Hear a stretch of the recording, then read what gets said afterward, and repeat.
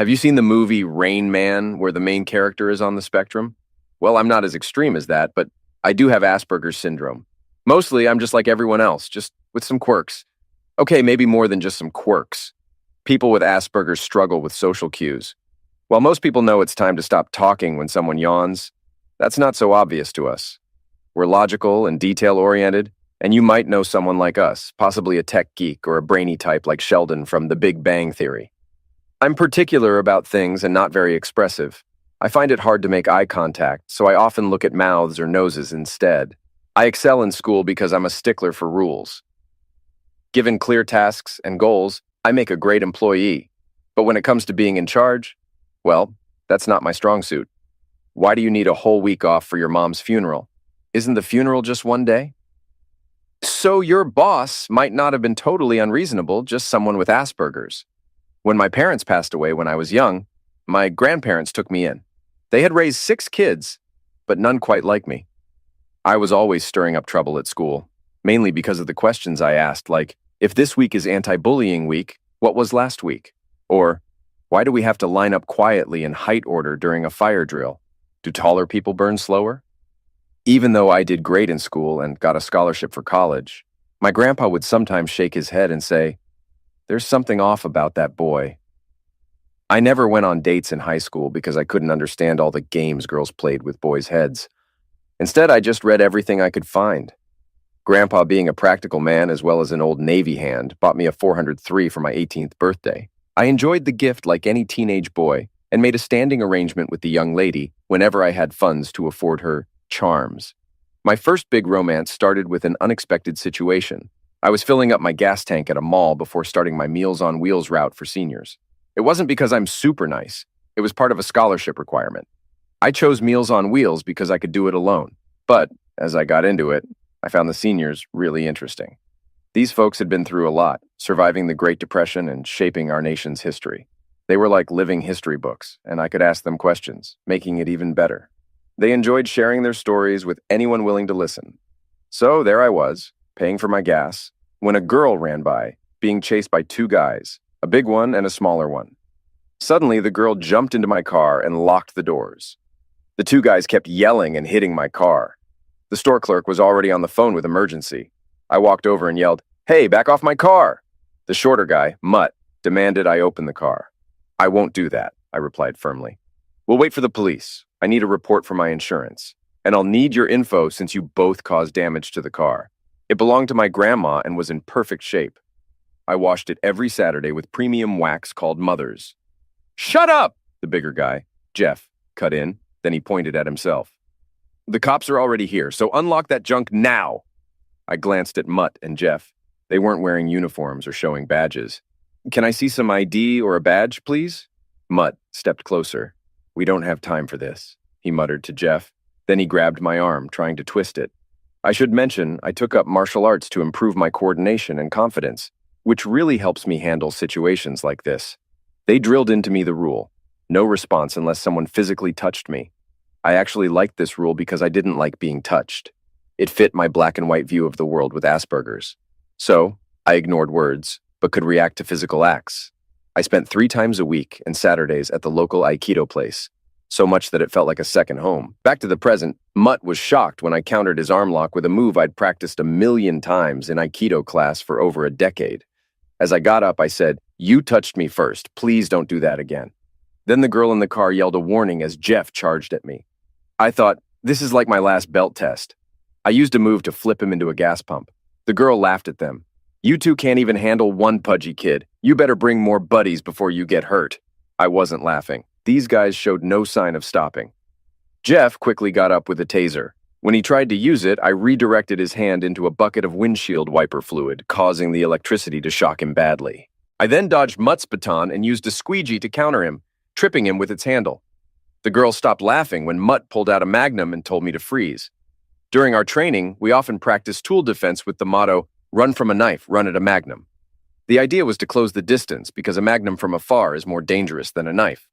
I rolled closer to Mutt because people often aim high. That moment, Mutt did it twice, shattering my car window. The girl screamed.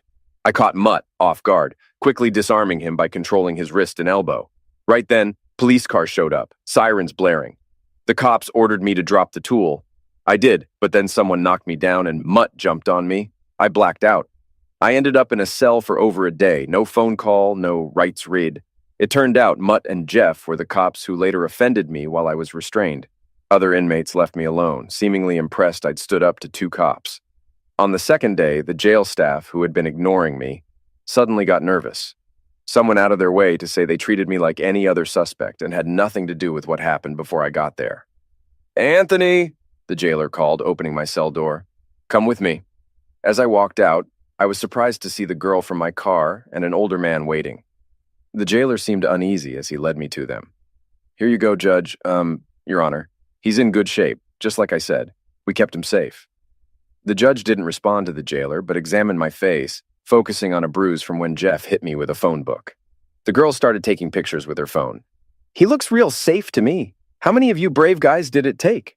She glanced at the bruises on my wrists. "Beating up a cuffed man, huh?" The judge waved them off. "That's enough." Then he turned to me. "Let's go, son. We're going to shake things up." With that, the judge walked away, and both the girl and I followed. We sat outside the Metro Police Commissioner's office, watching busy men in suits going in and out with papers. The judge hadn't come out since going in. "Would you like something to drink?" asked the commissioner's administrative assistant. "Yeah, I'll take some watermelon juice," I said. "Watermelon juice?" She seemed surprised. "You said anything," I reminded her. "We only have soda, tea, or coffee, sorry," she clarified. "Oh, so you didn't mean anything. Just soda, tea, or coffee. That's confusing," I remarked. The girl chimed in, "We'll both have soda. Any kind's fine. Thanks." She pulled me to a chair. "Relax, dude. Are you always so uptight?" "I don't know what uptight means, but I was just trying to help her be clearer," I explained. "Miscommunication can cause problems. In 1607, "Okay, you're a bit quirky," she interrupted, "but in a cute way. Now, quiet down. Don't you want to know what happened after the cops showed up at the gas station?" "I assume you'll tell me. Isn't that why you're here?" I replied. She rolled her eyes. "Fine. First off, my name's Dawn." I pointed at her badge. "But it says New Dawn." "Yeah, my parents were into crystals and stuff, so technically it's New Dawn. But call me Dawn, okay? Can I call you Tony?" "You can, but I won't answer to Tony because my name's Anthony," I clarified. Dawn chuckled. "All right, Anthony it is. I was running because those two guys tried to nab me for shoplifting." "Were you actually stealing?"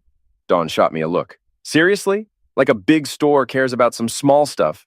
Do you know how little they pay in taxes and the pitiful wages their workers get? Not to mention the child labor overseas." "What does that have to do with you taking stuff from the store? It's a franchise, so technically you were stealing from the owner, not the big corporation." "Whatever." Dawn waved it off. "Don't you think the whole police department is corrupt? Look at those two jerks who attacked you." "They were an exception," I said. Dawn looked puzzled. "And what?" "An exception. In any big organization, most folks do their job fine. Then there's a small percentage that excel, another small bit that's corrupt, and a tiny fraction that just coast. Those two were just part of the tiny bad bunch." I raised two fingers. "I was unlucky to be in the wrong place at the wrong time. If it had been a bit earlier or later, I'd have avoided them. And those two cops, they're not typical." Dawn tried to speak, but I gestured to stop her. The average income of a cop is pretty normal, nowhere near rich. They just enforce laws. If you don't like the law, change it or elect someone who will. Don't blame those who enforce it. That's all I gotta say. Now tell me what happened next." Dawn shook her head. "You're something else. Once the other cops showed up, I slipped out of your car and hid in the gas station. I saw those two cops grab the security footage and threaten the clerk." She held up her phone. "But I recorded everything from the start. They didn't know. They didn't even identify themselves as cops, just went after you. I got it all, even their threats to the clerk. Then I saw the Meals on Wheels stuff in your car. So I called them and said, send lawyers, tools, and money." She glanced at the commissioner's door. "Did you know the judge runs Meals on Wheels?" I nodded. "Yeah, and he's the big shot judge for the county and the top dog in state politics. He even spoke at my graduation." Dawn's eyes widened. "That makes sense." "After I called Meals on Wheels, a bunch of state troopers showed up at the gas station. They took your car, grabbed the clerk and me, and rushed us to the judge's office. He was furious when he saw the footage on my phone. It was like a royal court in there. People showed up fast, even though it was late. Folks in fancy clothes, all sorts, helping to find you. She touched the bruise on my face. Those two jerks were going to bury you in paperwork. Wait till your bruises faded, then say it was your word against theirs. They even planted pills in your car. Just then, the admin lady got a call. Hanging up, she spoke to me. Anthony, His Honor wants to see you in his office. To sum it up, the two cops got fired and faced charges. The police commissioner was relieved to get rid of them, especially since they had a history of complaints. They were caught working mall security while on duty with Metro PD, which sealed their fate. Other officers involved got reprimands. The commissioner, DA, and judge owed me a favor. They were surprised when I asked them not to penalize anyone else. Those officers had just trusted Mutt and Jeff's story, believing I was part of a gang.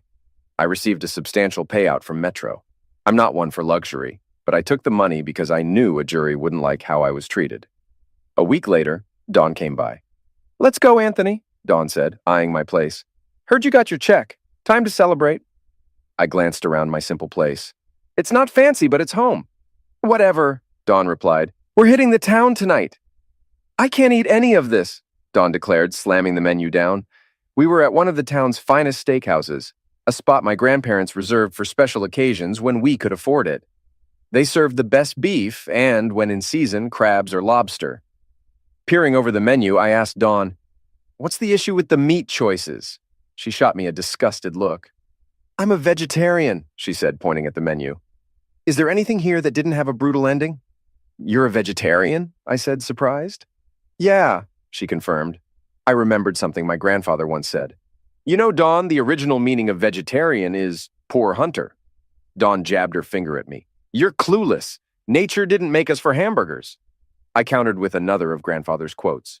If nature didn't want us eating hamburgers, why'd they make cows so easy to catch? Ever heard of cheetah burgers?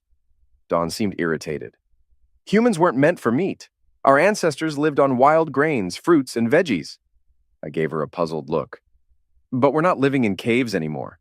Back then, people barely made it to 20, while cavemen lasted a whole 25 years. She waved me off. No one realizes ancient hunters only succeeded about 10% of the time. Hunting was risky. Easy to break bones, twist ankles, and no medical help. Without plants, they'd starve. Dawn, you're scared of spiders. Can't imagine you munching on termites. She grimaced. Ew, Anthony, gross. I clasped my hands. Cave folks got their protein from insects. Termites were a hit, being 38% protein. Some Venezuelan ones are even 64% protein. They're also loaded with iron, calcium, and amino acids like tryptophan. Dawn brushed it off, flipping the menu. We need to go back to basics like our ancestors. None of this factory farm nonsense. Setting my menu down, I continued. So we shouldn't use penicillin or antibiotics. Perform surgery without anesthesia. Go back to when childbirth was the leading cause of death for women? No, Dawn replied. We need to be more self-sufficient. She gestured around the crowded room. It really bothers me seeing what everyone else is eating. I tried to understand her perspective, but it seemed a bit unreasonable. Dawn, being bothered by what others eat is like getting upset at someone having a donut when you're on a diet. Dawn chuckled and dropped her menu on the table. I'll have a salad, but dessert's on me at your place. Are you sure? I asked, showing her the dessert options on the menu. Tonight's special is homemade key lime pie with whipped cream. I can't think of a better choice for dessert. Well, I was mistaken. Dawn's dessert idea was far better than the key lime pie. Plus, I wasn't used to having key lime pie 3 times in one evening. You haven't been in many relationships, have you? Dawn asked, snuggling up to me as we lay naked on my bed. I held up a finger. Dawn gave me a look and sighed. That's all right. I've only had 3 serious relationships myself. But I've had closeness more than once, I protested, thinking of my escort friend. Oh, you mean closeness, Dawn exclaimed. That's different. I've had it with more than 3 guys. How many? I inquired. I don't remember, she replied, gazing at the ceiling. It's not like I hook up with a guy every month. That's okay if you don't remember. I can do the math, I offered. You started at 17, right? That's the average age, isn't it? Dawn hesitated. Sure, let's go with 17. I started crunching the numbers. If you had a partner every other month for 5 years, that's 30 men. That's a lot. Taking a moment, I added, I don't think I even know 30 guys. Dawn tossed a pillow at me. That can't be right. Well, on average, women have 23.9 partners before marriage, even though most claim to have less than 10. The average age of brides today is 29. You can check it yourself. So your behavior would be considered 1.25 times more promiscuous than average.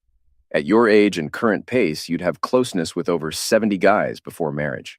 That's way above average. I glanced at her. Would you call yourself a 403? Dawn gave me a sharp look. Are you calling me a 403?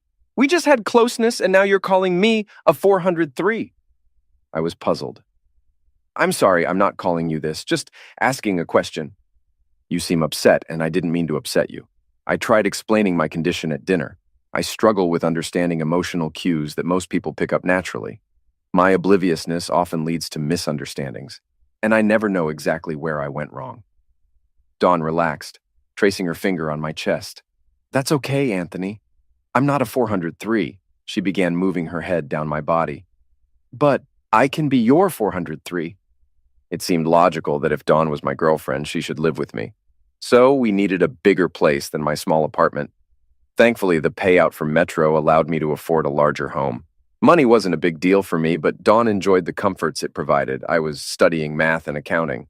I loved math, but Grandpa said I should have a practical skill and people always needed bookkeepers. I wasn't sure what Dawn was studying in school. She was always involved in some rally or protest on campus, whether it was gays for the metric system, indigenous Muppet rights, or stopping condom testing on animals. I couldn't keep track of them all, but Dawn thrived on every demonstration and march. But if it made her happy, it made me happy. And speaking of happiness, I was determined to please Dawn in bed. So I did what I always did and researched everything related to women's pleasure. I scoured internet forums, magazine articles, videos, and best-selling books. I even paid for a session to get advice from my escort friend. And no, I didn't do anything with her. I had a girlfriend now. Wow! Exclaimed Dawn, her face flushed as she fell back onto the bed. Where did you find that? I returned the toy to the bedside drawer before replying. The clerk at the Pleasure Palace recommended it. She even gave me a demo in the back room, showing how to use it properly. My research showed it's one of the top-rated models. Dawn stared at me for a moment before bursting into laughter. You're the only guy who can watch a stranger do things and call it research with a straight face, and I believe you. Dawn got pregnant, which surprised me, not because she was expecting, but because it didn't fit our relationship timeline.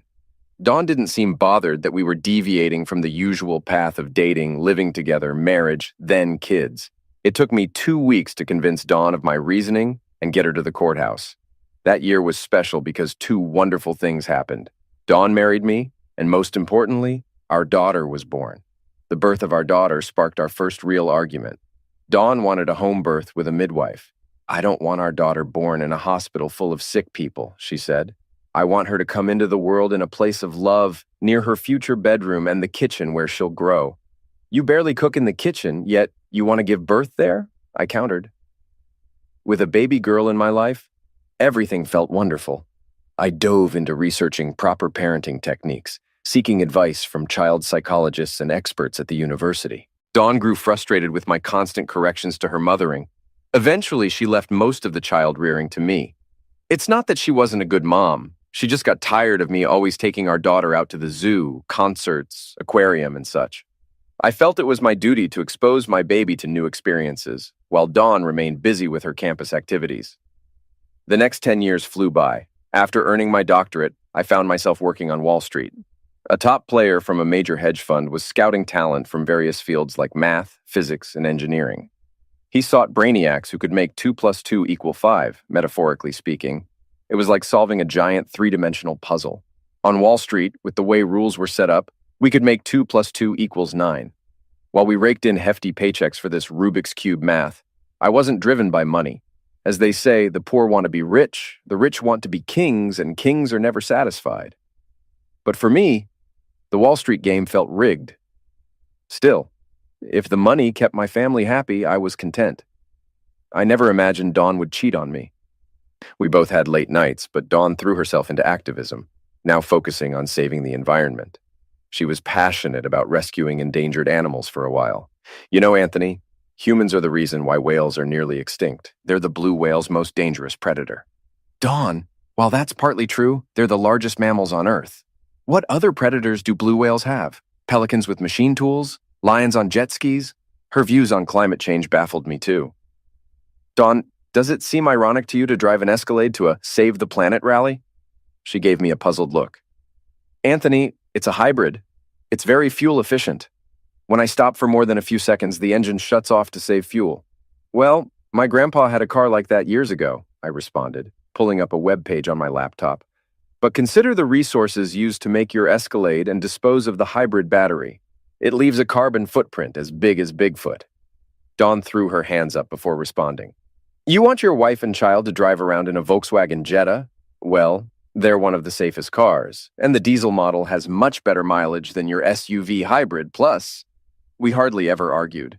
I didn't see the point, but I couldn't understand why Dawn needed so much stuff.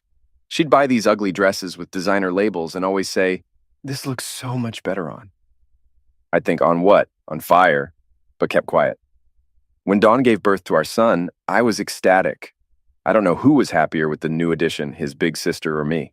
But a few years later, the housing market crashed, and that's when things went downhill, at least for Dawn. Like most Americans, I didn't get a government bailout. Those were reserved for CEOs and big financial institutions that were deemed too big to fail. I ended up at a small-town bank in the South, far from Wall Street. My salary was a fraction of what I used to make, and our house was underwater as soon as we bought it. Gone were the European vacations, private clubs, private schools, spas, tutors, Cadillac Escalades, and Starbucks was a thing of the past. I was proud of how my children adjusted. My daughter loved her public school, and my son was thrilled to have a big yard to play in.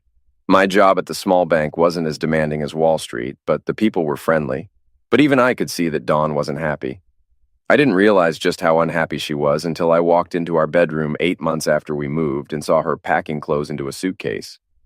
Dawn, it looks like you're packing for a trip. I don't get my 1-week vacation until I've been at the bank for a year. Dawn grabbed a second suitcase from the closet. They need me in Manhattan, Anthony. I'm going to help out with the Occupy Wall Street protest. Dawn, we can't leave now. It's the middle of the school year. I just finished my probation period at work, and our bank accounts are pretty low. Dawn kept folding her clothes. I don't care. Occupy Wall Street is a huge deal. They need me. I'll only be gone a few weeks. Dawn, we need you here. What about our kids? Don't be such a baby, Anthony. Our daughter can take care of herself after school until you get home. I arranged for Janet, the teller at the bank with the kid our boy's age, to have her babysitter watch both her boy and ours until you pick him up. Dawn turned to me. Military families have to deal with long separations when soldiers are deployed. Dawn, you're not a soldier. There's no war going on, and Occupy Wall Street isn't a battle. No one called you up. Dawn waved me off. Anthony, they need me. It's my calling to help lead them. Dawn, you can't lead from a crowd. Dr. Goncalo, a well-known psychologist, showed that being part of a like-minded group activates the pleasure centers of the brain. If you're letting others do your thinking, it's time to move on. Dawn closed her suitcase forcefully. Don't argue with me, Anthony. You're not going to win this one. I sat down, trying to reason with her. In a marriage, either spouse can win if they push far enough. It's called divorce. She turned from her suitcase. We're not becoming one of those 50% marriages that end in divorce. Well, Dawn, the other 50% end in death, as in till death do us part. I tried to explain the practical issues with her trip. The tires on your car won't make it to New York. I was going to replace them next payday. Dawn grabbed her suitcases. I'm not taking the car. I'm getting a ride from a guy I met online who blogs about the movement. And how will you pay for it? We can barely cover expenses this month. Dawn shrugged. He said we could figure something out. For the first time, I didn't have any answers. I sat there, stunned, and didn't even hear the car that drove Dawn away. I do know she didn't even kiss her children goodbye. I couldn't understand why Dawn left. I told the kids Mommy was at a rally up north, but I didn't know when she'd be back. The media had a blast when they found out a protester at Occupy Wall Street was married to a banker. They called Dawn Occumom. Even in our small town, this caused problems. Dad, my son asked, what's a hoe? A hoe is like a rake used in gardening, I explained. He looked confused. Why are kids at school saying Mom is a garden rake? Then my daughter walked in. It's hoe, not hoe. You know, like 403. My son turned to me. What's a 403, and why do they say Mom's one? Your mom's not a 403, and that's a bad word. Go play outside until dinner, I told him. After he left, my daughter sat heavily in a chair. Dad, you have to stop Mom. She's ruining my reputation at school. People are saying terrible things. I comforted her. We can't control what people say, and honestly, they probably don't think about us much. Dad, she exclaimed dramatically. Don't you care? Mom's living with some stranger in a tent, and it's all over the internet. I tried to stay calm. If it upsets you, stay off the internet.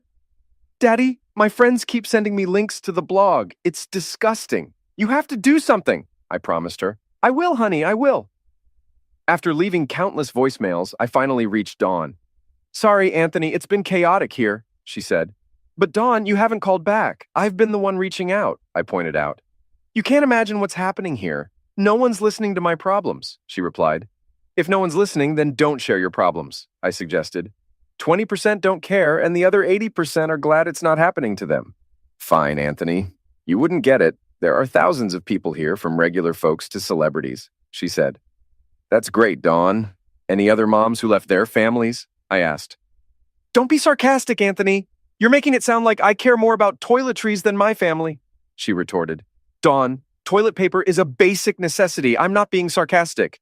How can I and the kids be your priority when you're with another guy? I questioned. Don't be naive, Anthony. We're just sharing a tent. We're not sleeping together, she insisted.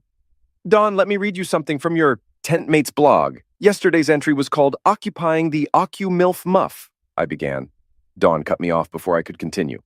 Anthony, you can't believe everything on the internet. He's just making things up for attention. When a jobless immigrant living in a tent with my wife describes the birthmark on your thigh, I believe the rest of what he says. You need to come home. I've arranged for us to see a highly recommended marriage therapist, I urged. I'm not going to let some backwoods Bible-thumping redneck tell me I have to submit to you and stay home, she countered. Dawn, that's not what I'm saying. You need to come home now, I insisted. I can't. This is important to me. When my mom said learning to swim was important, they tossed me in the lake. That's how I learned, she replied. I responded, Ever think they might not have wanted to teach you to swim? Glancing at my watch, I said, There's a bus leaving at midnight with your name on it. If you're not on it, I'm filing for divorce. I overheard Dawn speaking to someone as she covered the phone. Anthony, I can't leave now. I'm deeply involved in this movement. Dawn, don't mistake movement for action. Running around in circles gets you nowhere, no matter how big the circle, I replied. Are you just going to abandon me? Dawn exclaimed. Feeling puzzled, I replied, Dawn, you left me and the kids. Be on that bus. Then I hung up. As expected, Dawn didn't take the bus. I didn't hear from her until a week later. Anthony, how could you? Dawn yelled over the phone. You're filing for divorce, claiming abandonment. You cut off my cell. I had to borrow a phone to call you. That's why I didn't recognize the number. And those awful pictures you included with the divorce papers, Dawn continued. Was that necessary? What if the kids saw them? I wasn't surprised by her reaction and told her so. Now you're worried about the kids. Just so you know, the kids found the pictures. Your tent mate, who you claim not to be involved with, posted them on his blog, and your daughter heard about them from classmates. I simply printed them out. Anthony, I'm sorry. I swear I didn't know he was taking pictures. I got carried away in the moment. We're all fighting for the same cause, and I made a mistake. How long did this moment last, Dawn? I sent you 7 pictures, each with a timestamp from 7 consecutive nights. Okay, Anthony, it wasn't the smartest move to sleep with him, but in my defense, it was just one guy, Dawn explained. I couldn't believe what I was hearing. How does the number of partners matter? With the background noise, I strained to hear Dawn's response. Anthony, you need to see this in perspective. Is my mistake worth losing everything over? Our marriage doesn't have to be over because of this. Plenty of couples have gone through worse and come out stronger. This event could actually strengthen our marriage. Dawn, that's as confusing as when Yogi Berra said, if you don't go to other people's funerals, they won't come to yours. As I adjusted the phone, Dawn continued. Listen, I have a guy here who's connected. His dad owns a major law firm in this state. He's saying you'll get destroyed in court if you keep pushing for this divorce. Amidst the noise, a man's voice took over the phone. Hello? Can you hear me, Anthony? Yes, I can, I responded. Buddy, you're handling this all wrong, the voice said. I come from a big law firm, and I've seen guys like you get crushed by the courts every day. If I represent your wife, you're going down. Do you even know who you're dealing with? This conversation felt odd. Sorry, I don't know who your father is. Maybe your mom didn't tell you. What? The voice on the other end spluttered. Staying calm, I replied, Maybe your mom had relations with so many men that it's hard to pinpoint who your father is. I'm here to help if you need assistance. Do you have any features that suggest African American, Hispanic, or Asian heritage? You jerk! The man yelled. My family has been in this country since it was a colony. Why are you getting so upset? I asked honestly. I'm just trying to help. Plus, I wasn't the one whose mom had multiple partners before you were born. Maybe you should check if she lived near a military base when you were conceived. The government keeps a DNA database so you could confirm who your mom used as a sperm donor. I'm going to destroy you in court, I heard the guy shout before Dawn must have taken the phone from him. Anthony, are you still there? Dawn asked. Yeah, I'm here, Dawn. Are you sure you want that guy to represent you in our divorce? He seems pretty unstable, probably because he's unsure about his dad. Forget him. Forget this divorce, Dawn said. Everyone cheats at least once in a marriage. It's not a big deal anymore. You're wrong, Dawn. A recent Gallup poll found that 91% of Americans consider having an affair to be morally wrong. Only 9% think it's okay. Divorce might be more accepted now, but adultery is still seen as immoral in most states. Damn it, Anthony, divorce isn't the answer. Dawn, there are no right answers to wrong questions. Fine, you want to fight? Dawn spat. I'll beat you in this. Remember, those who live by the sword die by the sword. What's cutlery got to do with our divorce, Dawn? Besides, nowadays, those who live by the sword get shot by those who don't. I heard more swearing before the line went dead. One thing was clear. Dawn came out on top in the divorce, with her lawyer making sure I left with almost nothing. Our state's alimony laws worked in her favor, and her attorney used that to take my retirement savings, house equity, and cash. But I didn't mind losing those material things, because I got sole custody of our kids in exchange. Dawn may have won the battle, but it felt like an empty victory to me. Dawn's involvement in the Wall Street protest got her some attention, even leading to a book deal and movie contract. My daughter showed me the press release, and it explained why Dawn didn't push for alimony. But it didn't make sense why she drained my accounts and claimed she couldn't afford child support. Her newfound fame brought minor scorn from our small town, which caught me off guard. Even my coworkers treated me differently. Janet, a single mom and a coworker, shed some light on the situation. You might not see it, Anthony, but there's still a lot of old-fashioned thinking here, especially about handling women, Janet said.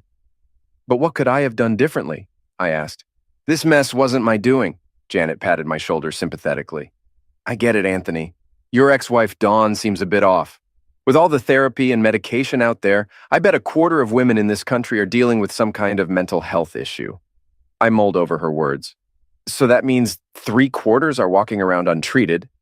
Janet suddenly punched my shoulder, grumbling about us all being the same. Rubbing my sore shoulder, I continued, Their opinions don't matter to me. Besides, what does my personal life have to do with my job anyway?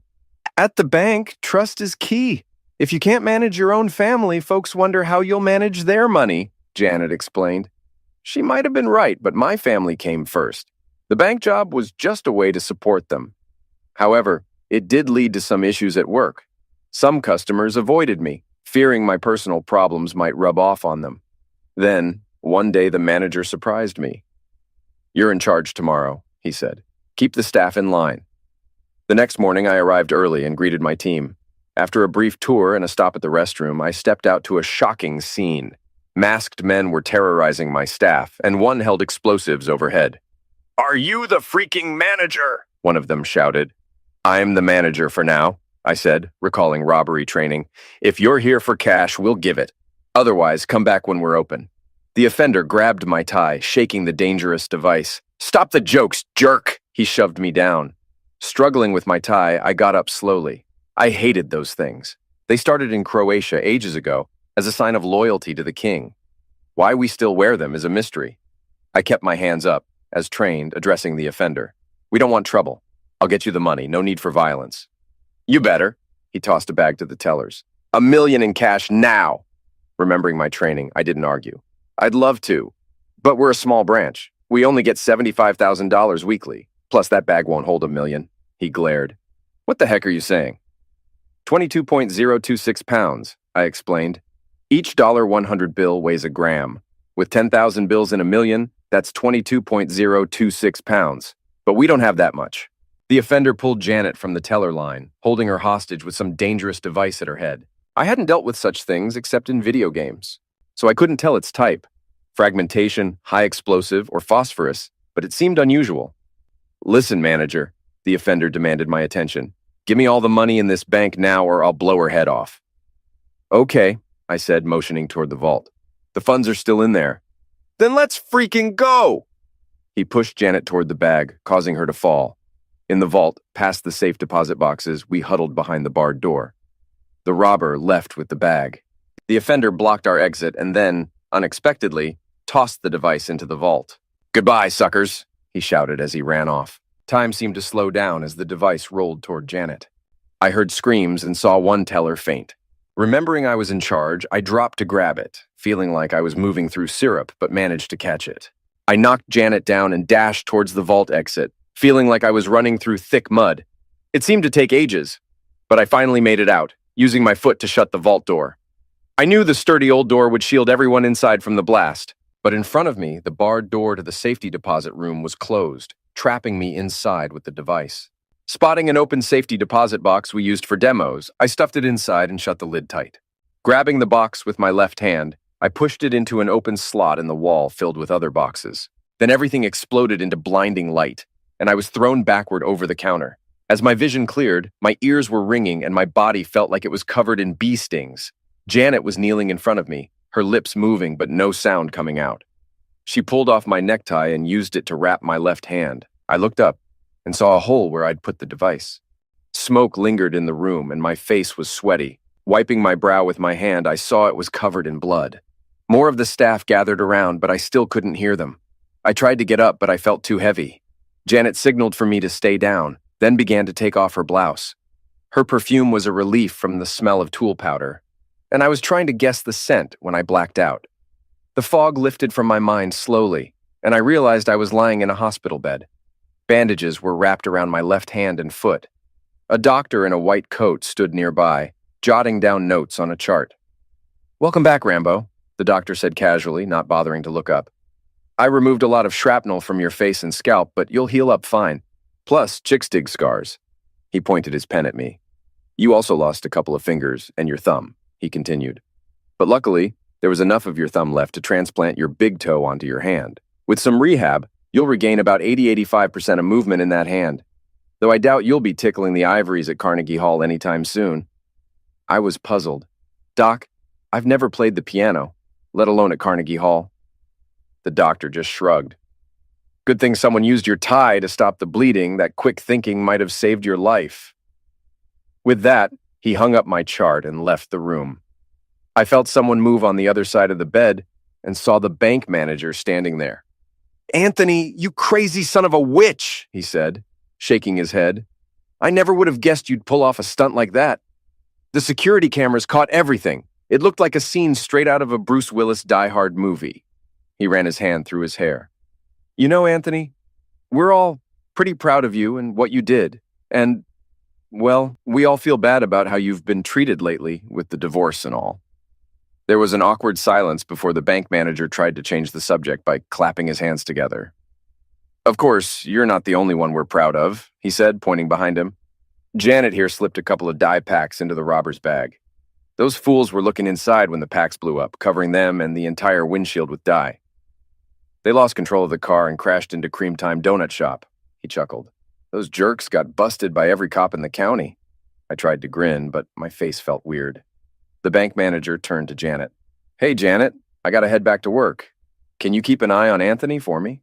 He squeezed my shoulder. "Take all the time you need, Anthony. The bank's covering everything, and we're all damn proud of you." After the manager left, Janet spoke up. "Your kids are with mine at the Sitters. They're having a blast being the kids of the local hero." She closed the door before coming over to my bed. There was a half smile on her face as she said, "A die-hard scene, Anthony? More like die stupid. You do realize that was a flashbang, not a real explosive device." "It was an M84 flash device," I interjected, realizing what had happened. "Standard issue, 2/3 of a pound, packed with magnesium and ammonium." Janet shook her head. "I don't know about all that, but if you hadn't gone all action hero, we'd just have a bunch of ringing ears." I glanced at the bandages on my hand. "Yeah, by trapping that blast in the safety deposit box, I turned a harmless bang into a real explosion." I knew I hadn't meant to put everyone in danger, but I still felt foolish. "Sorry, Janet, I never meant to risk the bank or its staff." Janet grinned at me. "Forget about the bank. They're loving the attention. And you're my hero. I don't just strip down for anyone, you know. She wiped her lipstick off my mouth. They all need a slice of humble pie for how they treated you? I've got some friends at the sheriff's office. They're spinning it like you diffused a real explosive device. They won't admit it was a flashbang, but they won't deny it either. I pointed at her with my good hand. But Janet, won't the truth come out in court? She chuckled. Those idiots took a plea deal. They're not going to admit it was a flashbang. It's better for their rep in prison if everyone thinks they were big shots. Using a glorified firecracker doesn't sound as tough. Enjoy the hero status. Heck, you might even be the town's parade marshal this year. I shrugged, feeling uneasy, but too exhausted to care. Janet gave my thigh a squeeze. And you owe me a blouse. Plus, the bank owes you some cash, and I'm collecting. I never did get to buy Janet that blouse. She refused to take any money, even for taking care of my kids during my hospital stay. Keep your money, Anthony, Janet insisted as I tried to pay her back. The boys keep each other busy, and your daughter is like the daughter I always wanted. I knew better than to argue, but I made a mental note to set up a college fund for her kids. As we pulled up to Janet's house, I was surprised to see a fancy limo parked outside. My surprise grew when I spotted my ex-wife Dawn and another woman on the porch. Janet muttered under her breath, "Somewhere a village is missing its idiot," as she helped me out of the car. Dawn and a serious-looking woman stayed on the porch as Dawn helped me up the driveway. "Oh my God," Dawn exclaimed as she reached out to me. "I flew here as fast as I could and got a limo." I stood still as Dawn hugged me. When she let go and stepped back to look at me, I noticed something in her eyes.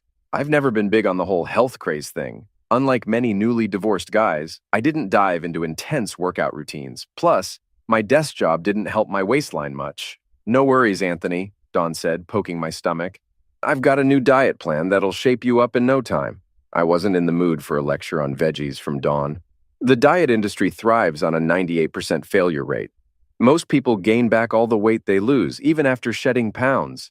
And as for fighting shape, I'm already there, too heavy to run from a fight. Dawn tried to laugh it off. "You're hilarious, but a little exercise will do wonders for you." My hand throbbed and I was exhausted. If walking or biking were the key to immortality, mail carriers would live forever. A whale swims all day, eats fish, drinks water, and stays fat. A rabbit runs and hops, but only lives 15 years. A tortoise does nothing but lives up to 450 years. So, why should I exercise again?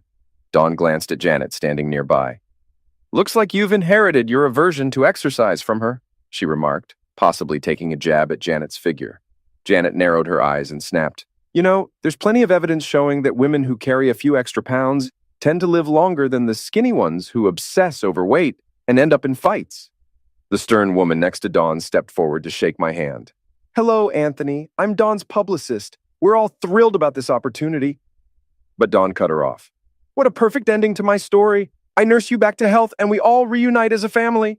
The publicist nodded eagerly. "The Lifetime channel was ecstatic when we pitched the idea to them. We might even turn it into a series." Dawn reached out to me. "This could mean a lot of money and fame for me. I mean, for us." "No," I said plainly and calmly. "What?" Dawn and her publicist said simultaneously. "No," I repeated. "What part of no didn't you understand?" The publicist went into damage control mode. "Anthony, I'm on your side here, so you need to listen to Dawn." I shook my head at her. No matter the argument, there's always someone on your side that you wish was on the other. The publicist acted as if I hadn't spoken. "I know you've been through a lot lately, and you might not be thinking clearly. The recent head injury and the shock of your and Dawn's separation may have clouded your judgment. You really should consider this opportunity. It's not every day that something like this comes your way." Janet gripped my arm to guide me toward the door before addressing the publicist. "In that case, you'd better call before dropping by. We wouldn't want to mistake you for opportunity knocking." Dawn stepped in front of me.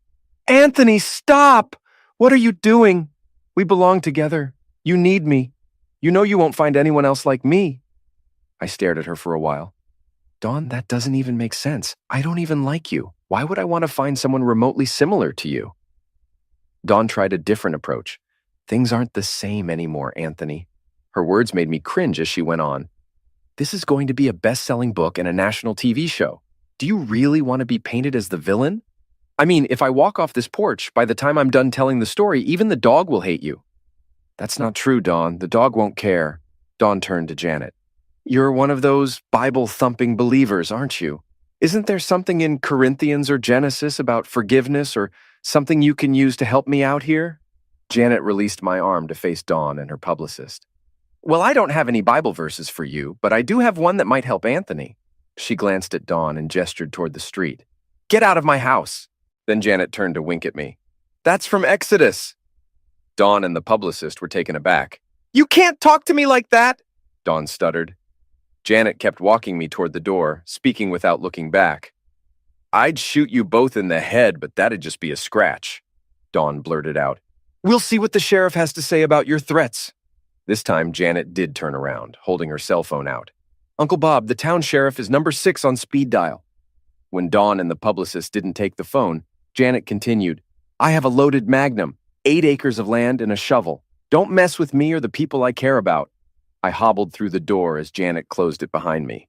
Dawn's book ended up in the bargain bin pretty quickly, and her movie, well, it didn't even make it to straight-to-video level. Her 15 minutes of fame were short-lived. To her credit, she did try to visit the kids when she had time. We could tell how her career was going by the type of transportation she used when she came by. Limos turned into town cars, then taxis, and eventually shared shuttles. Dawn still came bearing gifts and stories of projects in development on each visit. The last time she came to town, she was with a washed-up actor driving a beat-up old Mercedes.